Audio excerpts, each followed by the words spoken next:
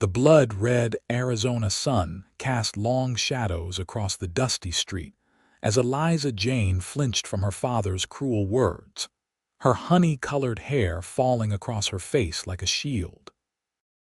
"Worthless, just like your mother," Bernard Jane spat, his weathered face twisted with disdain as he towered over his 20-year-old daughter in the doorway of their ramshackle homestead on the outskirts of Copper Creek. It was 1876, and the promise of silver in the mountains had drawn fortune seekers and desperados alike to this corner of the Arizona territory. Among them was Eliza's father, a man whose dreams of wealth had curdled into bitterness with each passing year. "I'm sorry the stew was too salty, Father," Eliza whispered, her green eyes downcast. The small burn on her hand from the hot pot still stung, but she'd learned long ago that showing pain only invited more scorn. "Sorry don't feed a man," Bernard growled, pushing past her into the yard. "Just like your sorry excuses don't keep this place running. 10 years since your mama died, and what good have you been? Can't even cook a decent meal." Eliza stood motionless until the sound of his boots faded. Only then did she allow a single tear to trace its way down her sun-kissed cheek. She'd heard these words so many times that they'd carved permanent grooves in her heart, yet they never hurt any less. With practiced movements, she cleared the table, scraping the barely touched stew into a small container. Perhaps Mrs. Wilson down by the creek would appreciate it for her dogs. Waste not. Want not one of the many lessons Eliza had taught herself while raising herself in the shadow of her father's indifference. As she stepped out onto the porch, the distant sound of hoofbeats made her pause. Visitors were rare out this way, especially as the day waned toward evening. Shielding her eyes against the setting sun, Eliza made out the silhouette of a rider approaching from the direction of town. The stranger rode tall in the saddle, his broad shoulders set against the backdrop of the painted sky. As he drew closer, Eliza could see that his chestnut mare was travel-worn but well cared for, the leather of his saddle polished despite the dust of the trail. "Evening, miss," the rider called, tipping his hat. His voice carried easily across the yard, deep and clear like creek water over stones. "Name's Matthew Lawson. I was hoping to water my horse before continuing on." Eliza hesitated, conscious of her father's rules about strangers, but something in the man's direct gaze and respectful tone put her at ease. "The well's around back," she offered, gesturing toward the side of the house. "You're welcome to it." Matthew dismounted with the fluid grace of a man who'd spent most of his life in the saddle. Standing at full height, he was taller than her father, with shoulders broadened by years of hard work. His face was tanned by the sun, with laugh lines at the corners of eyes the color of a summer sky. "Much obliged," he said with a nod, leading his mare around to the well. Eliza followed at a cautious distance, watching as he drew water for his horse. "You're a long way from town," she observed, wrapping her arms around herself as the evening air grew cooler. Matthew nodded, running a gentle hand along his mare's neck as she drank. "Been riding since dawn. Headed up to the Wilcox Ranch to start work as their new foreman." He glanced at her, his expression curious but not intrusive. "You live out here alone?" "With my father," Eliza answered, the familiar weight of those words settling on her shoulders. "He's gone into town." Something in her tone must have revealed more than she intended, for Matthew's gaze sharpened, though he said nothing. Instead, he reached into his saddlebag and withdrew a small parcel wrapped in brown paper. "Mrs. Henderson at the general store asked if I'd deliver this on my way. Said it was for the Jane homestead." He held it out to her with a slight smile. "I reckon that's you." Eliza took the package, surprised. "Yes, I'm Eliza Jane. Thank you for bringing this." She turned the parcel over in her hands, wondering what it could be. She hadn't ordered anything from town in months. "My pleasure, Miss Jane," Matthew replied, his eyes lingering on her face before returning to his task of securing his mare's bridle. The sound of an approaching wagon interrupted the moment. Bernard Jane's voice, thick with drink, called out from the distance. "Who the hell is that with you, girl?" Eliza stiffened, her hands tightening around the package. "My father," she explained quickly to Matthew. "He doesn't care for unexpected visitors." Matthew straightened, his expression carefully neutral as Bernard's wagon rattled into the yard. The older man pulled his team to a halt, his bleary gaze fixing on the stranger standing beside his daughter. "What's your business here?" Bernard demanded, climbing down from the wagon with less than steady movements. "Just watering my horse, sir," Matthew replied evenly. "I'm on my way to the Wilcox place." Bernard snorted. Old man Wilcox finally hire himself a new foreman. Last one couldn't take the pace, ran off after 3 months. "I'm not one for running," Matthew said, his tone light but firm. Bernard's eyes narrowed as he took in the younger man's sturdy build and confident stance. "We'll see about that." He turned to Eliza. "What are you standing around for?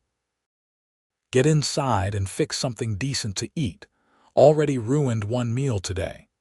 Eliza felt her cheeks burn with humiliation as she turned toward the house, all too aware of Matthew's presence.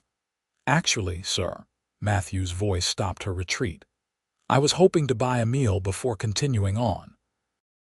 Been a long day on the trail, and your daughter mentioned you might be willing to spare some supper for a fair price." Eliza's eyes widened at the lie, but she quickly schooled her features as her father turned to her. Bernard seemed to consider the offer, his natural suspicion warring with the prospect of easy money. "2 bits," he finally said, "and you water your own horse." "Already done," Matthew replied, reaching into his pocket. "And I'd say a home-cooked meal is worth at least 4 bits in these parts." Bernard grunted his agreement, snatching the coins Matthew held out. "Girl, set another place, and try not to ruin whatever you're making this time." As her father strode toward the barn, presumably to check on the day's meager earnings from their struggling mine claim, Eliza found herself alone again with the stranger. "You didn't have to do that," she said quietly. "I didn't mention any meal." Matthew's smile was gentle. "I know. But I am hungry, and I suspect you're a fine cook, no matter what your father says." Eliza stared at him, unaccustomed to kindness from anyone, let alone a handsome stranger. "Thank you," she finally managed, clutching the forgotten package to her chest. "Don't thank me yet," Matthew replied with a wink. "I haven't tasted the food." For the first time in what felt like years, Eliza smiled a real smile that reached her eyes and lifted some of the heaviness from her heart. The meal was a simple affair. Rabbit stew, properly seasoned this time, cornbread, and preserved peaches that Eliza had put up the previous summer. Matthew ate with appreciation, complimenting each dish with genuine enthusiasm that made Eliza's cheeks flush with pleasure. Bernard watched the exchange with narrowed eyes, drinking steadily from a jug of whiskey he'd brought in from the wagon. As the meal progressed, his mood darkened, his comments about Eliza's shortcomings growing more pointed. "Don't let her fool you," he told Matthew after a particularly cutting remark about Eliza's inability to manage even the simplest household tasks.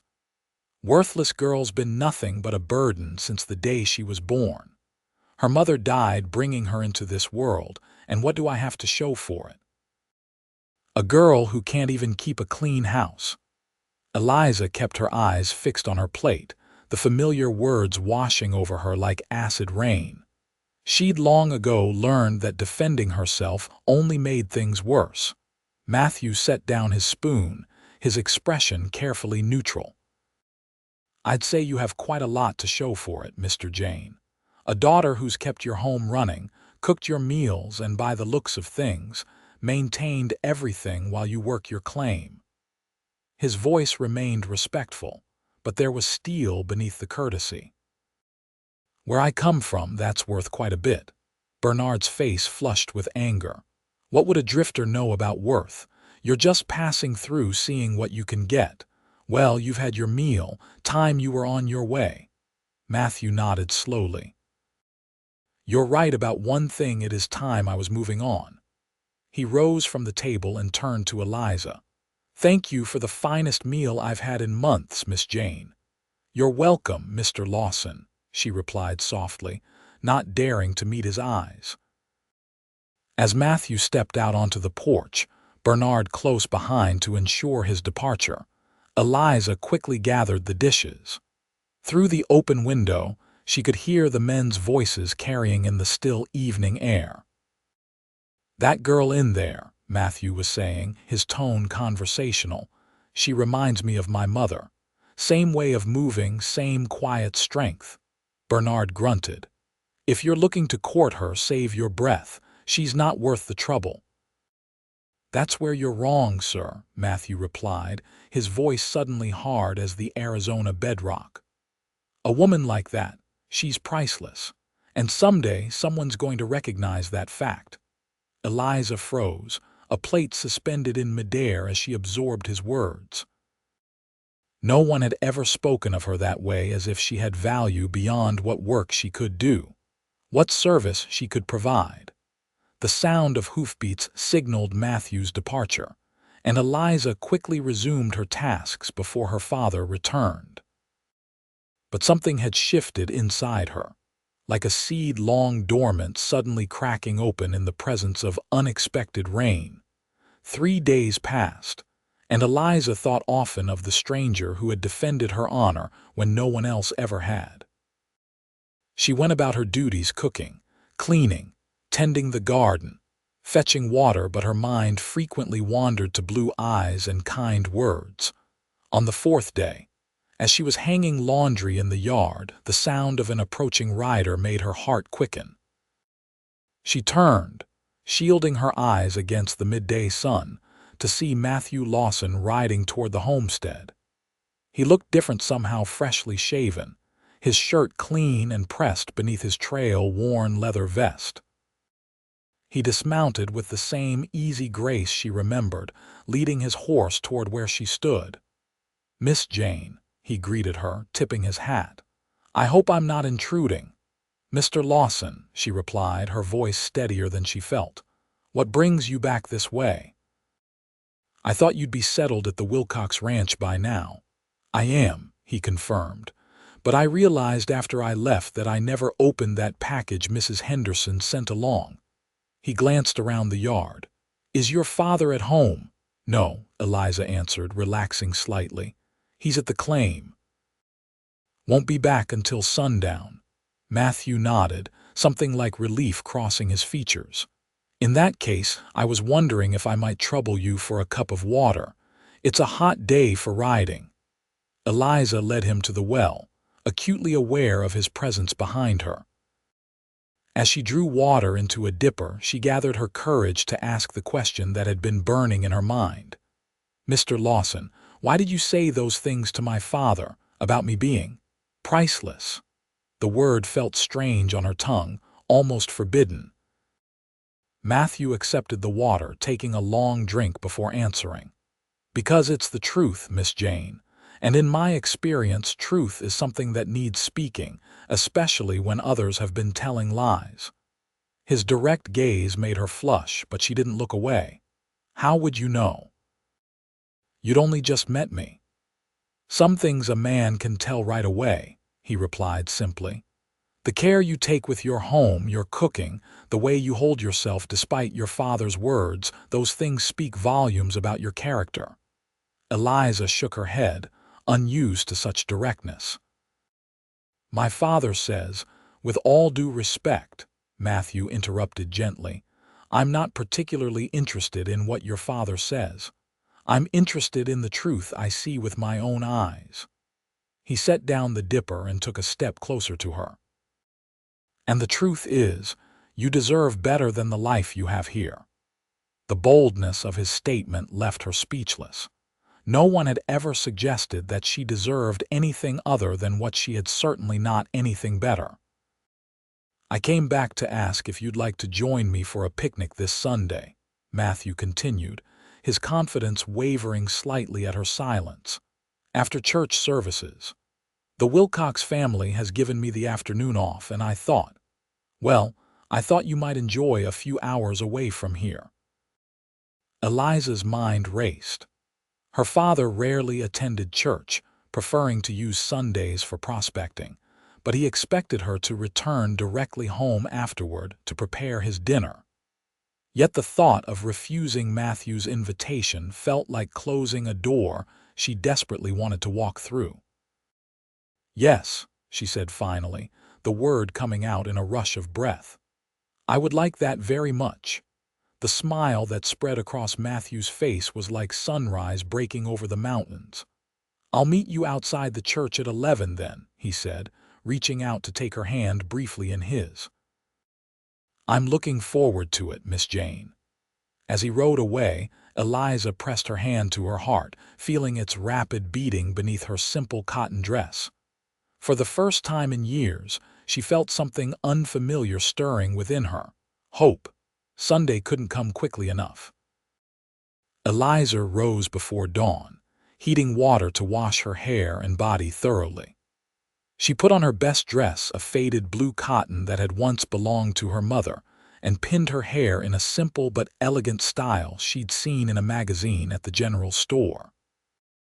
Her father had left at first light, heading for a new section of the creek he believed might yield better results.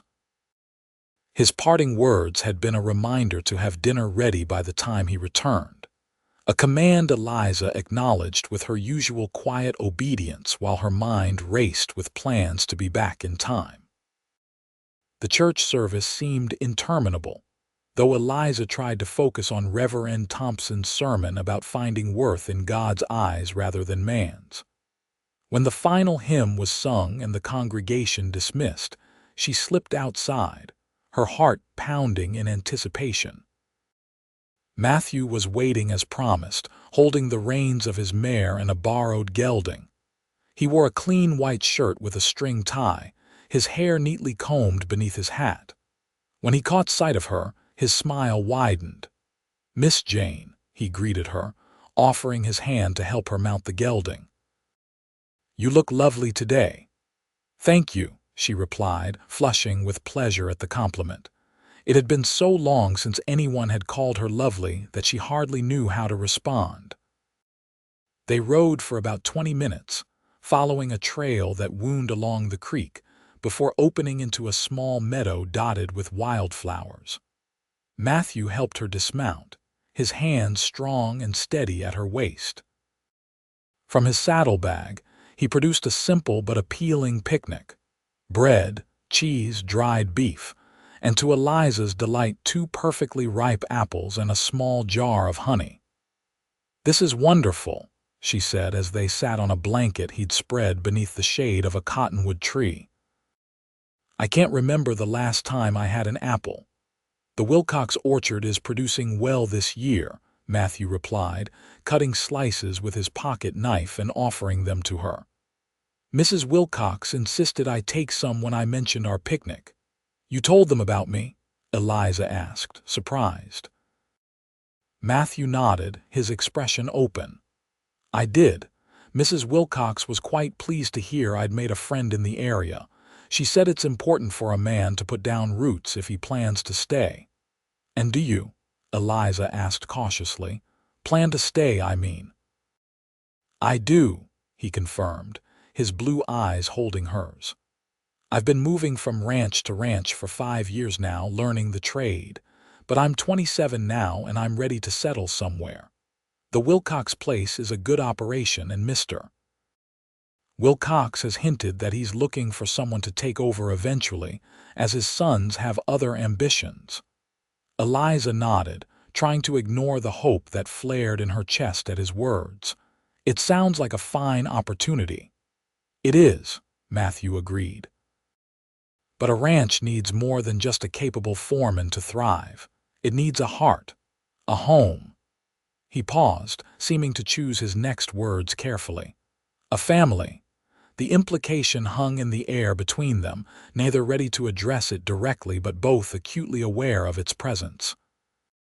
Instead, they spoke of other things as they shared the simple meal.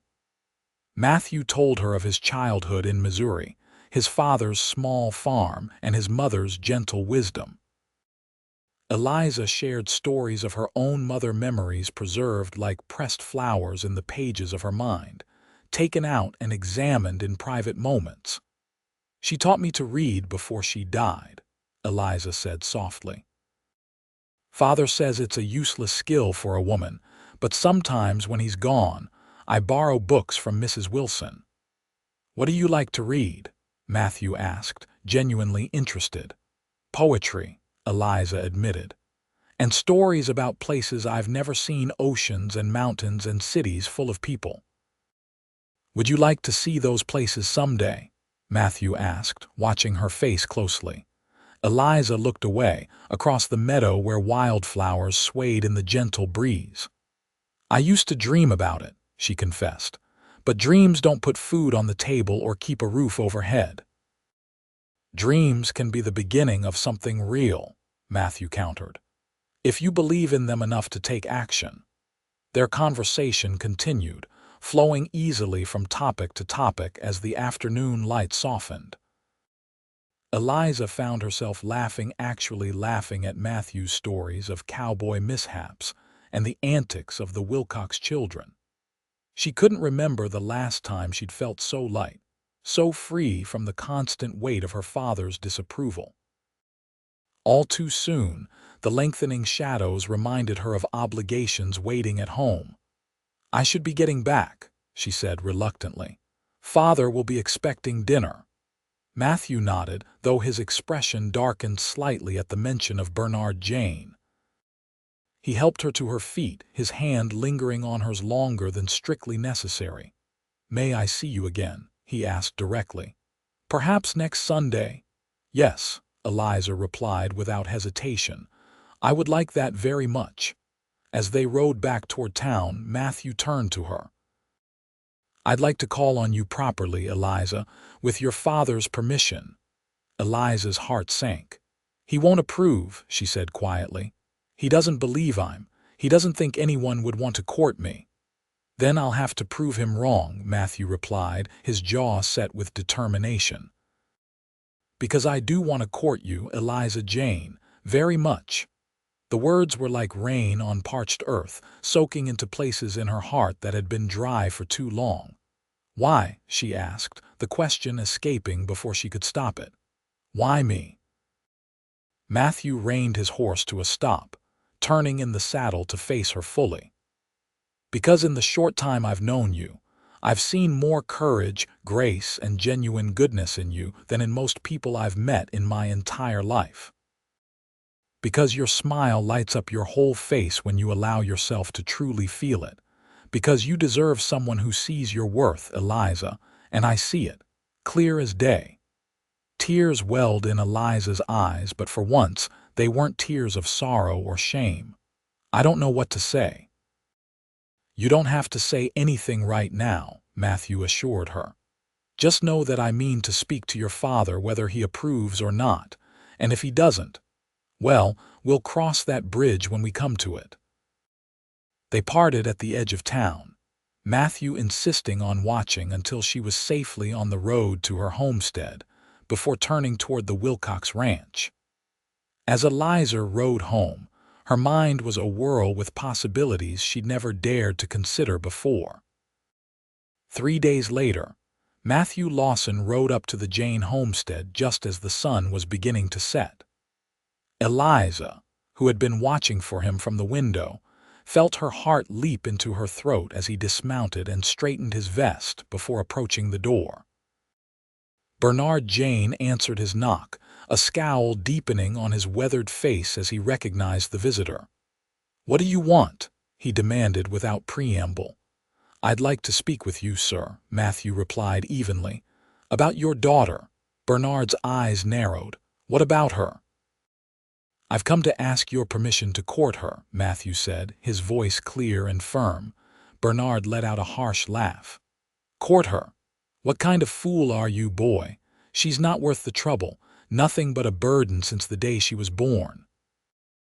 Eliza, listening from just inside the kitchen, flinched at the familiar words. That's where you're wrong, Mr. Jane, Matthew said, his voice taking on the same steel Eliza had heard that first night. Your daughter is priceless, and I intend to marry her with or without your blessing. There was a moment of stunned silence before Bernard's voice rose in anger. You think you can come to my home and talk to me like that? She's my daughter, and I say what happens to her. She's a grown woman, Matthew countered calmly, capable of making her own choices. I'm here out of respect for the proper way of doing things, but make no mistake, if Eliza will have me, I will marry her. Get off my property, Bernard snarled, and don't come back if you value your hide. The door slammed, and Eliza heard her father's heavy footsteps approaching the kitchen. She quickly returned to the stove, stirring the pot of beans as if she hadn't heard every word. That cowboy's been filling your head with nonsense, hasn't he? Bernard demanded, looming in the doorway. Well, get any ideas of leaving right out of your mind. You have responsibilities here. Yes, father, Eliza replied automatically, keeping her eyes down.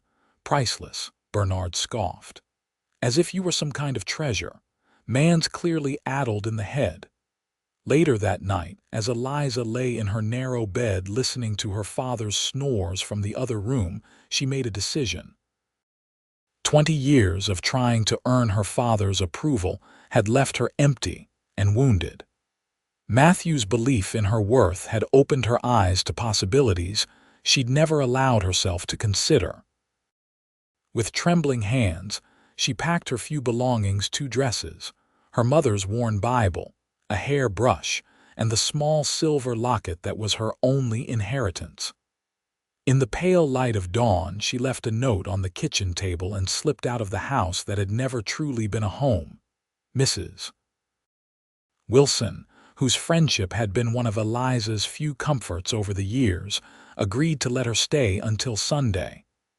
It's about time you stood up for yourself, girl, the older woman said with approval. That father of yours has been grinding you down for too long. When Sunday came, Eliza waited outside the church, her heart pounding as the congregation filed inside. Just as the final bell was ringing, Matthew appeared, his face lighting up at the sight of her. Eliza, he said, hurrying to her side.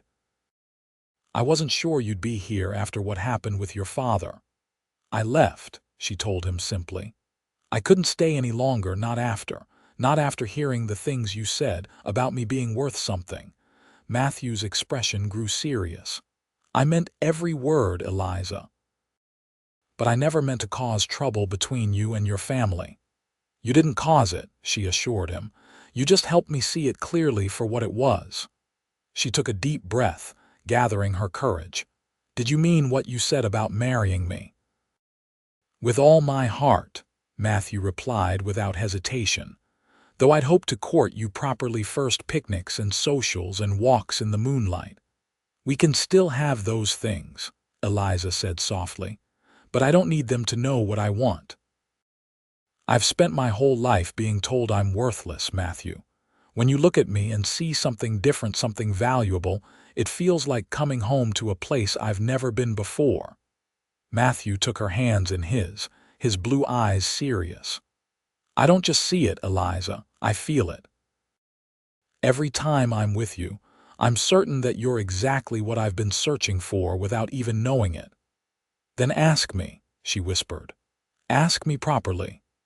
There, on the steps of the Copper Creek Church, as the congregation sang hymns inside, Matthew Lawson knelt before Eliza Jane. Eliza, he said, his voice steady despite the emotion in his eyes. I know we haven't known each other long by most standards, but I've seen enough of your character, your strength, and your heart to know that you're the woman I want to build a life with. Will you marry me?" "Yes," Eliza answered, joy bubbling up from some deep well inside her that she'd thought long dry. "Yes, I will marry you, Matthew Lawson." They were married 2 weeks later in a simple ceremony at the Wilcox Ranch. Mrs. Wilcox had insisted on hosting, embracing Eliza with motherly warmth and helping her create a wedding dress from white muslin adorned with lace from her own trousseau.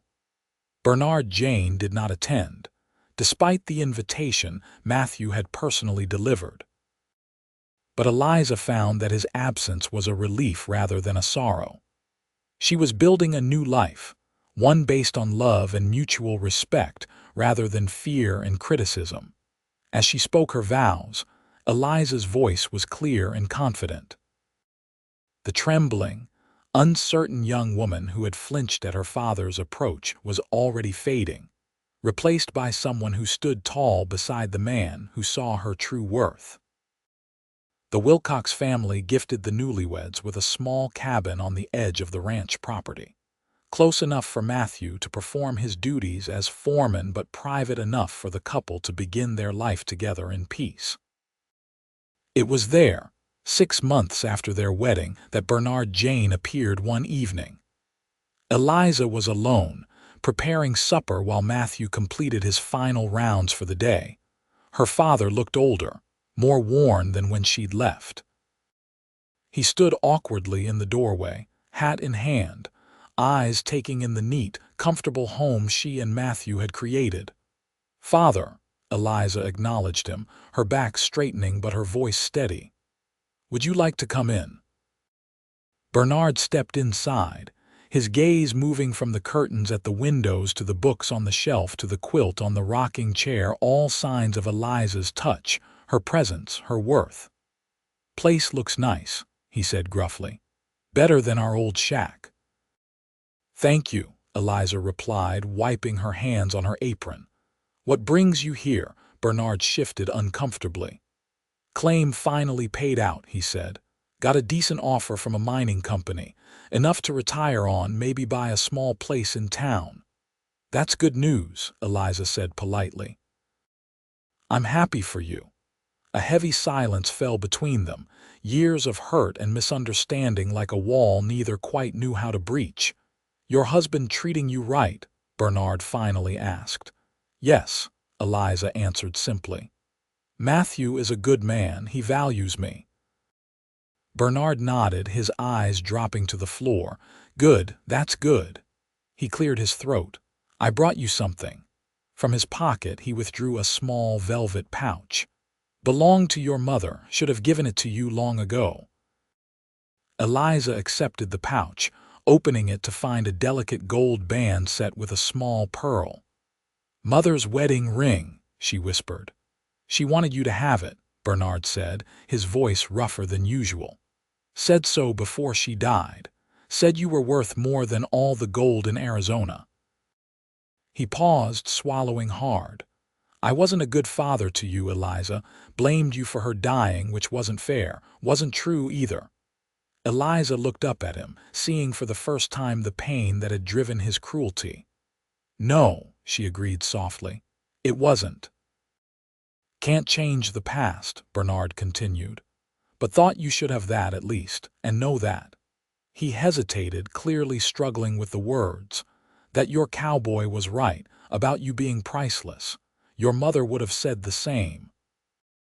Before Eliza could respond, the door opened and Matthew stepped inside. He froze at the sight of Bernard Jane standing in their kitchen, his hand instinctively moving to the gun at his hip. "It's all right," Eliza assured him quickly. "Father was just leaving." Bernard nodded, jamming his hat back on his head. "Take care of her," he said to Matthew, not quite meeting the younger man's eyes. "She deserves it." "I know exactly what she's worth," Matthew replied evenly. "And I plan to spend the rest of my life making sure she does too." With a final nod, Bernard Jane walked out of their home and out of Eliza's life. She never saw him again, though she heard years later that he had died peacefully in his sleep in a small house in Tucson. As the door closed behind her father, Eliza looked down at her mother's ring nestled in her palm, then up at the man who had taught her that her value came not from what others said about her, but from who she truly was. "Are you all right?" Matthew asked gently, crossing to her side. Eliza slipped the ring onto her right hand, a tangible connection to the mother she barely remembered, and a reminder of how far she had come. "Yes," she said, smiling up at her husband as she placed her hand over her slightly rounded belly, where their first child was just beginning to make its presence known. "I'm more than all right. I'm exactly where I'm meant to be." In the years that followed, Eliza and Matthew built a life rich with love and purpose. They eventually took over the Wilcox Ranch when the elderly couple retired to California, transforming it into one of the most prosperous operations in the territory. They raised 4 children, 2 sons and 2 daughters, teaching them all that true worth comes not from what others say, but from the courage to believe in oneself and the wisdom to recognize the value in others. And on quiet evenings, when the children were asleep and the day's work was done, Matthew would often take Eliza's hand and tell her again what he had known from the first moment he saw her, that she was, and always would be, priceless.